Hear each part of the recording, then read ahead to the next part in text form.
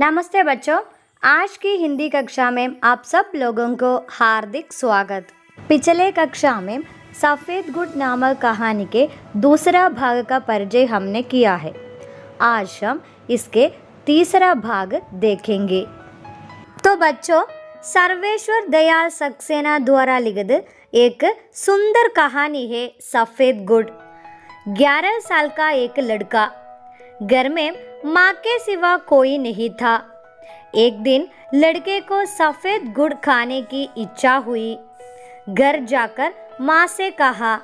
फटे कपड़े सिल रही माँ कुछ बोली नहीं। कुछ देर दीन दृष्टि से बेटे को देखा, फिर ऊपर आसमान की ओर देखने लगी। लड़का चुपचाप माँ के पास से चला गया। उसकी माँ सदा कहती थी कि वे अकेला नहीं है, उनके साथ ईश्वर है। इसी चिंता में लड़के के मन में ईश्वर सबसे अधिक ताकतवर है। उसका विश्वास था कि ऐसा कुछ भी नहीं जो ईश्वर न कर सके। आगे देखिए बच्चों, वह वही गली में बैठ गया। उसने जमीन पर हाथ रखा। जमीन ठंडी थी।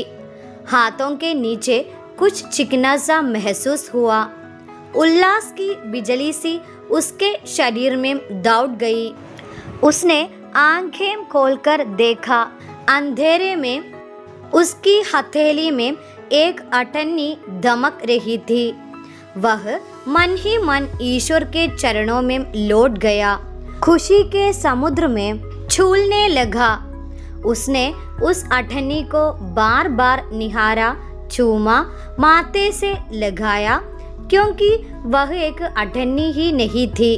उस गरीब पर ईश्वर की कृपा थी। उसकी सारी पूजा और सच्चाई का ईश्वर की ओर से इनाम था। ईश्वर जरूर है। उसका मन चिल्लाने लगा, भगवान, मैं तुम्हारा बहुत छोटा सा सेवक हूँ।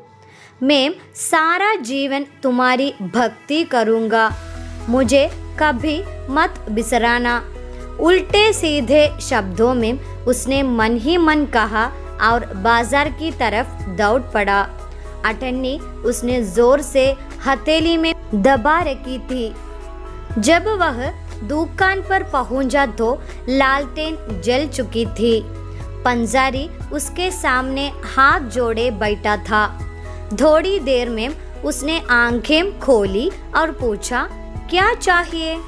उसने हथेली में चमकती अठन्नी देखी और बोला, 8 आने का सफ़ेद गुड़। यह कहकर उसने गर्व से अठन्नी पंसारी की तरफ गद्दी पर फेंकी, पर वह गद्दी पर ना गिर उसके सामने रखे धनिये के डिब्बे में गिर गई। पंसारी ने उसे डिब्बे में टटोला, पर उसमें अठन्नी नहीं मिली। एक छोटा सा कपड़ा जरूर था जिसे पंसारी ने निकालकर फेंक दिया। उसका चेहरा एकदम से काला पड़ गया। सिर घूम गया, जैसे शरीर का सारा खून निकल गया हो। आंखें चल चला आई। कहाँ गई अठन्नी? पंसारी ने भी हैरत से कहा। उसे लगा जैसे वह रो पड़ेगा। देखते देखते सबसे ताकतवर ईश्वर की उसके सामने मौत हो गई थी।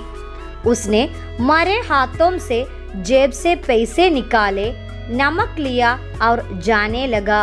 दुकानदार ने उसे उदास देखकर कहा, गुड़ ले लो, पैसे फिर आ जाएंगे। नहीं, उसने कहा और रो पड़ा। अच्छा, पैसे मत देना, मेरी ओर से थोड़ा सा गुड़ ले लो। दुकानदार ने प्यार से कहा और एक टुकड़ा तोड़कर उसे देने लगा। उसने मुंह फिरा लिया और चल दिया। उसने ईश्वर से मांगा था, दुकानदार से नहीं। दूसरों की दया उसे नहीं चाहिए, लेकिन अब वह ईश्वर से कुछ नहीं मांगता। तो बच्चों, इस भाग पर कुछ नए शब्द हैं। देखिए, बिसराना, टू फॉरगेट, हथेली, पाम, धनिया, कोरिएंडर, टुकड़ा, पीस। पंजारी ए ग्रोसर। बेचैन व्याकुल। तो बच्चों, पिछले कक्षा में हमने बताया था कि 11 साल का एक लड़का, घर में माँ के सिवा कोई नहीं था। एक दिन लड़के को सफेद गुड़ खाने की इच्छा हुई। घर जाकर माँ से कहा, फटे कपड़े सिल रही माँ कुछ बोली नहीं। कुछ देर दीन दृष्टि से बेटे को देखा, फिर ऊपर आसमान की ओर देखने लगी। लड़का चुपचाप माँ के पास से चला गया। लड़के के मन में ईश्वर सबसे अधिक ताकतवर है। उसका विश्वास था कि ऐसा कुछ भी नहीं जो ईश्वर ना कर सके। इसलिए उसने सफेद गुड़ के लिए ईश्वर से प्रार्थना की। उस समय माँ उसे बाजार में नमक खरीदने भेजा।